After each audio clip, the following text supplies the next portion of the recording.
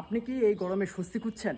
উফ, গরমে খুবই অস্বস্তি লাগছে, তাই একটু স্বস্তি নিতে এসেছি স্বস্তি সুইমিং পুলে।